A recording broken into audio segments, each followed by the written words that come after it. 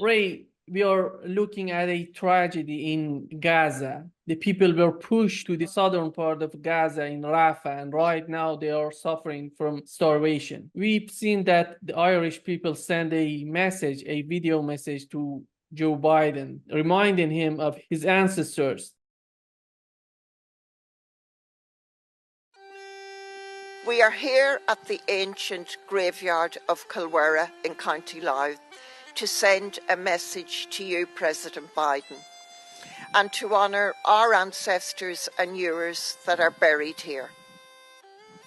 For centuries, Irish people lived in poverty, under occupation and oppression. During the Great Hunger of the 1840s, our British occupiers allowed 1 million Irish people to die of starvation and disease. 1 million were forced to emigrate, like your great-great-grandparents, Owen and Jane Finnegan, who sailed out of Carlingford Lough. Among their children on board was 7-year-old James, your great-grandfather. On St. Patrick's Day, when millions of Americans celebrate their Irish origins, we want you to hear this message from Ireland. We grew up with the terrible legacy of our ancestors, forced from their homes, dying of hunger on the road. Their bodies were found with grass in their mouths. Because of our history, the Irish people will never forgive those who enable the oppression, ethnic cleansing and genocide of another people, as you have done in Gaza. In arming, financing and providing political cover for the Israeli regime, you have betrayed your Irish ancestors as you have betrayed humanity. We stand with the people of Palestine, end the genocide now, and a permanent, lasting ceasefire. Your take. Yes, I suppose that I have to acknowledge that I have a certain identification with that, since I too have Irish ancestry. One would say that I'm 100% Irish, whether from County Galway or from County Cavan, where the McGoverns come from. And so the message to Joe Biden from this very eloquent but soft-spoken Irish woman. The British starved the Irish, Mr. Biden.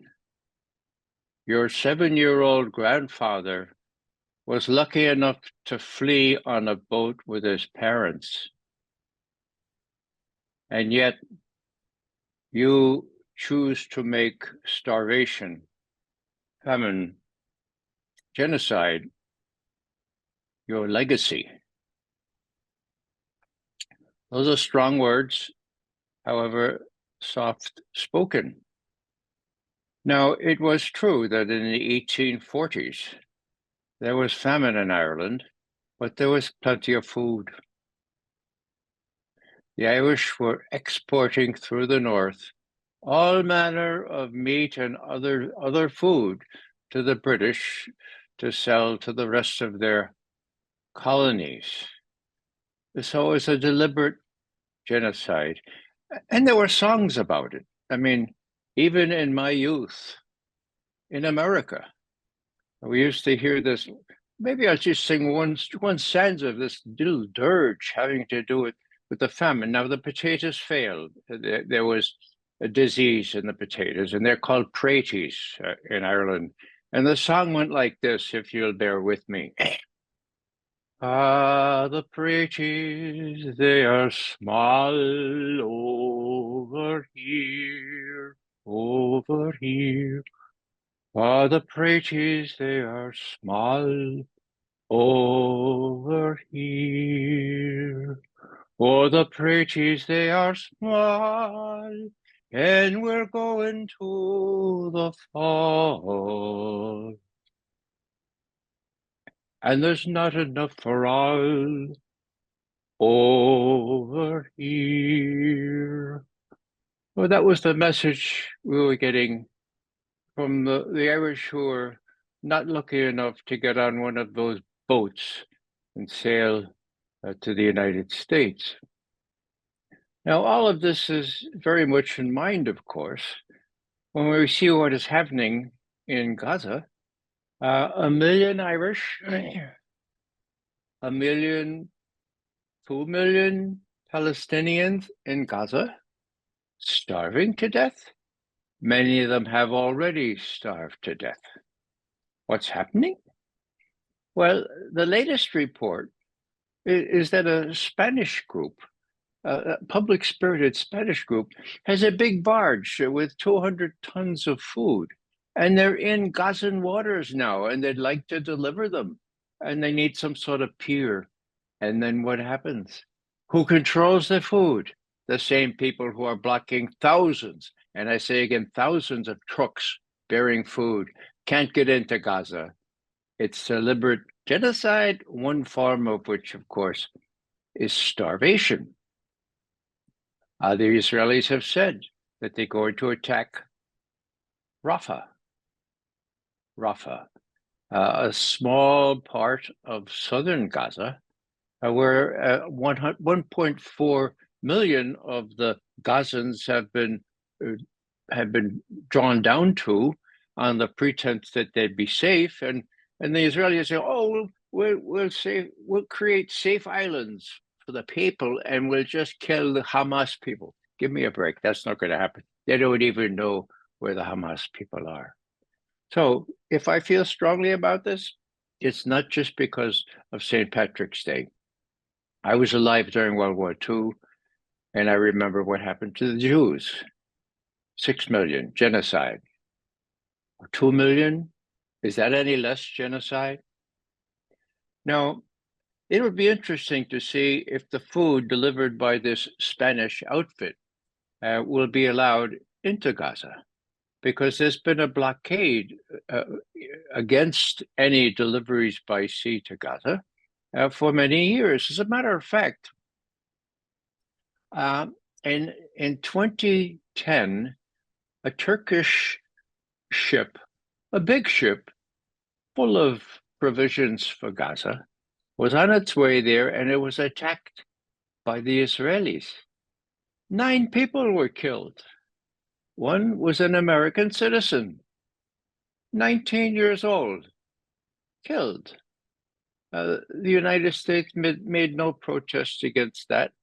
He was on the wrong ship at the wrong time, they said. My God, that was 2010.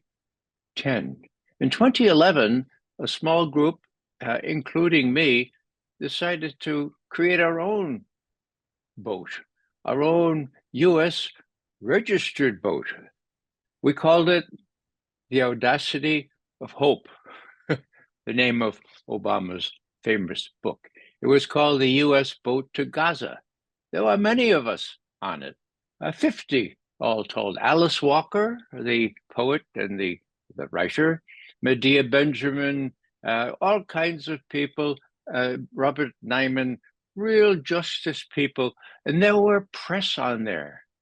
There were people from the New York Times there, the AP.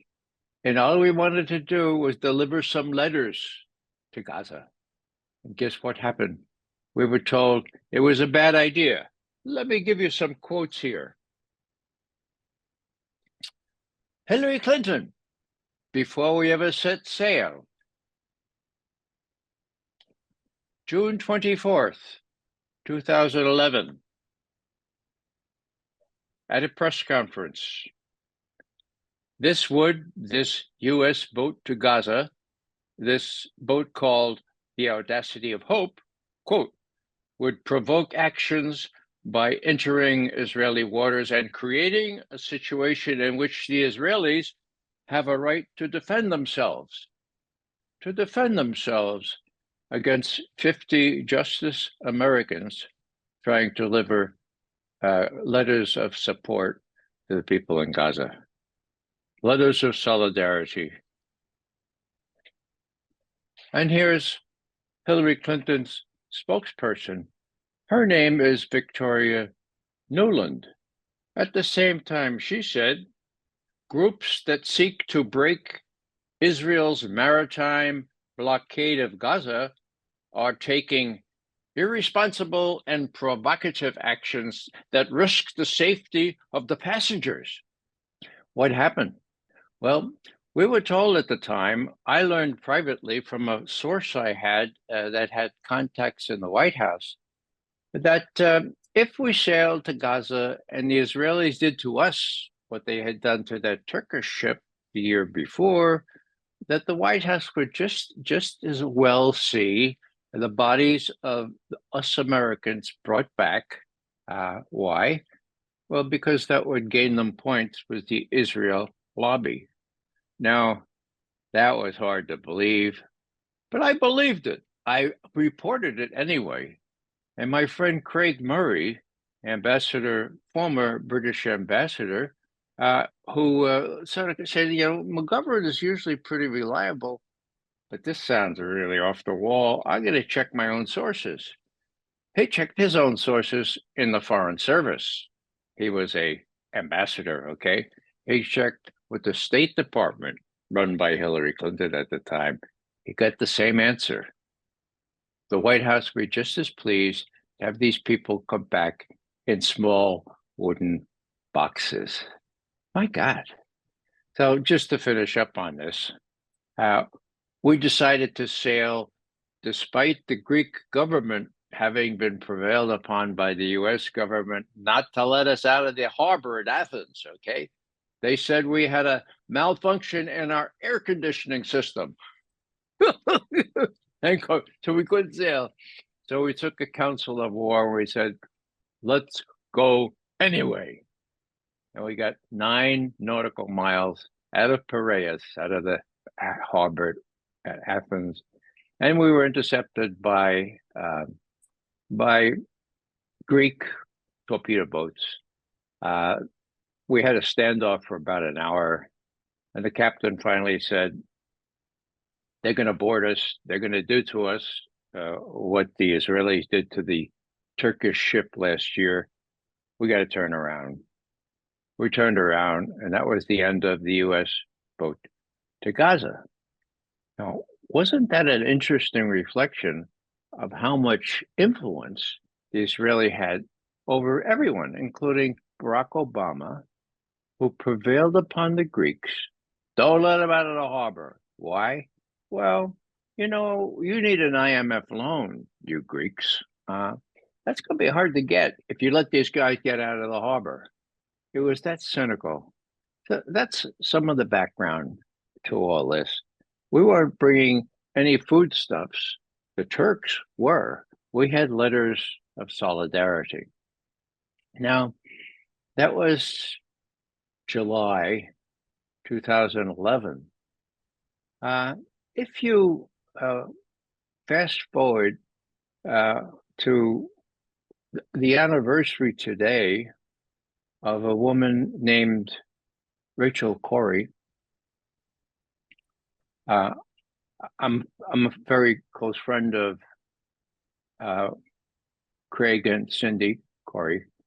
Had long talk with them just a few months after Rachel was killed. As a matter of fact, at that long session we had, Craig Corey looked at my orange armband and he said, "Ray, what's that orange armband?" And I said, "Well, that's to protest against the torture by the U.S. of people in Guantanamo and Abu Ghraib." And I said, "Craig, what's that green thing on your wrist?" And he said, "Oh, well," and he took it off. And he said, "It says, Ray, Rachel Corrie, born April 10, 1979, died March 16th, 2003. Not quite 24 years old." I was very moved. He said, Ray, would you like to have it? I said, well, it's your. He said, I have plenty of them. I put that on my wrist, and I've worn it ever since. Okay, I've worn it ever since because when I feel a deficit in courage, I look at that and say, well, if Rachel Curry can, as she did, face into an Israeli bulldozer to protect the Palestinian home in which she had been living, McGovern, you can do what's necessary in these circumstances. What happened was she and other international volunteers who had always been immune to this kind of treatment from the Israelis. In other words, they hadn't been harmed, they hadn't been killed. Well, on this particular day, March 16th, 2003, the anniversary is today, 21st anniversary. On this particular day, the Israeli bulldozer commander was given the command to run over Rachel as the bulldozer headed toward this house they're about to demolish, and just to make sure that her back was broken, back up over her in full sight of her friends, other international volunteers. What was the message? The message was international volunteers are no longer immune from this kind of treatment. Just try to do what Rachel Corrie did in terms of defending this Palestinian home. The same thing's going to happen to you. Now, what about the timing, Nima? March 16th, 2003. Oh, what happened 3 days later? Oh, that was the invasion, the attack on Iraq by US and UK forces. Oh, okay. So you think that had anything to do with the brazenness of the Israeli running over of Rachel Corrie? Of course it did. They knew that there would be no mention in the Western press of the killing of this young woman there to help Palestinian people. And so it was, propaganda. The message was gotten to the international volunteers, but no one else heard about this sort of thing. Now, the interesting thing, of course, where did this all happen? It happened in a place called Rafah. Why do I mention that? Because 1.4 million Gazans, Palestinians primarily, are holed up now in Rafah. As you know, Nima, I have a certain theological training, and I remember from the Hebrew scriptures and the Christian scriptures, a voice is heard in Ramah, a voice weeping for her children, and she will not be consoled. It is Rachel. It is Rachel weeping for her children without any consolation. Now, you can change Ramah from the Old Testament and the New to Rafah, and that's what you get today. Over 31,000 Palestinians already killed since October the 7th, most of them children and women. So when will it stop? It will only stop when people get their courage up and face down people like Biden and say, look, you have your own heritage here, that your people, you were lucky because your grandfather, 7 years old, got on that ship. Now, I was lucky, just to finish up on this. My grandparents' parents survived the famine. We don't know why. We kept asking about it. No one wanted to talk about it, okay? Just as when you come back from war, no one wants to talk about it. Well, think about what it must be like to watch your family die of starvation, okay? So we were a little disappointed, but we could understand why nobody wanted to talk about it. So, in a word, I was lucky enough to be descended from a child of a survivor of the famine, of the Great Hunger, as they called it, and so my grandparents came from Ireland in the 1880s, and so they came to America, and we prospered here. There's no reason why everyone shouldn't be able to prosper and why everyone should be able to escape man-made hunger, starvation. So that's how I feel today. And as I say, when I wear this, as I always do, and I'm on my fourth one now. They do break after a while. They're only plastic. But Craig Corey always comes through with a new one in the mail. All I have to do is wait a week, okay? And in the meantime, I Scotch tape it together. But this is the kind of, in the Catholic faith, we call this a sacramental, okay? It's an outward sign which gives you courage, which gives you an example to say, well, if Rachel Corrie at age 23 can face into Israeli bulldozers, well, then I can do something much less heinous, but at least something toward justice. Again, St. Patrick's Day will be celebrated tomorrow here. The Irish government has sent representatives to meet with President Biden against great furor, against great opposition within Ireland. But everyone knows the economic realities, and that is that U.S. companies are embedded in Ireland at great tax advantages, and no one wants to lose jobs for the Irish people. So even Jerry Adams has explained, well, you do what you have to do sometimes, even though you may have to hold your nose. Thanks for listening, Nima. If I feel a little emotional about this, it's because I can identify in a special way with what Biden's father should have told him, and which my grandparents couldn't tell me because there was the great silence about the great hunger.